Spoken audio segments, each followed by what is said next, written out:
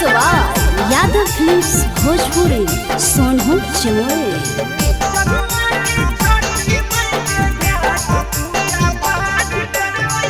ओहे भोररिया जानू छठी माई के घाट पूजा पाठ करबै। ओहे भोररिया जानू छठी माई के घाट पूजा पाठ करबै।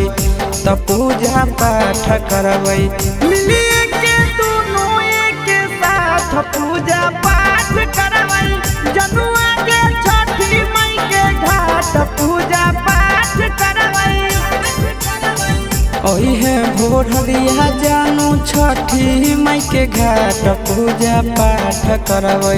ओहे भोररिया जानू छठी माई के घाट पूजा पाठ करबै।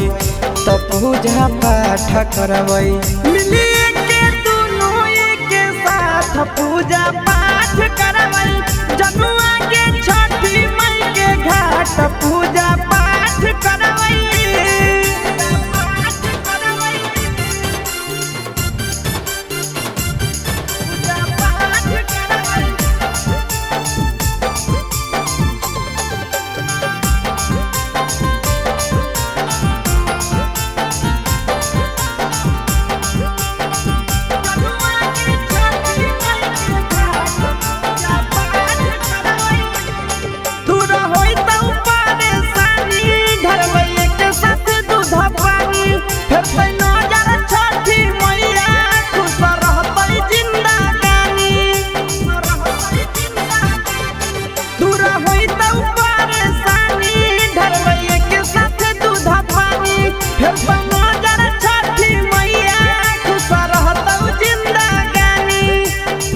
पहिला किरण के सोझा जोड़बै जानू हाथ पूजा पाठ करबै।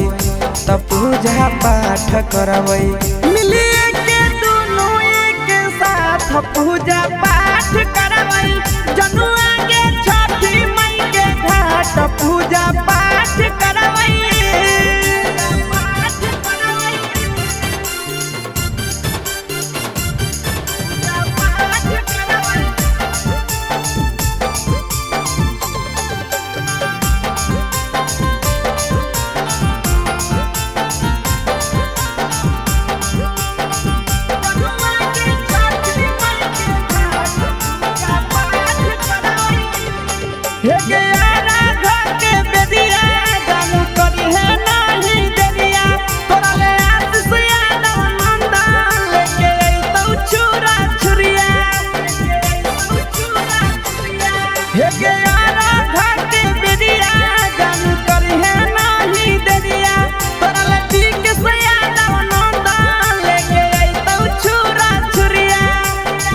छठी मैया के सामने जानू झुकाई लेबै माथ पूजा पाठ करबै।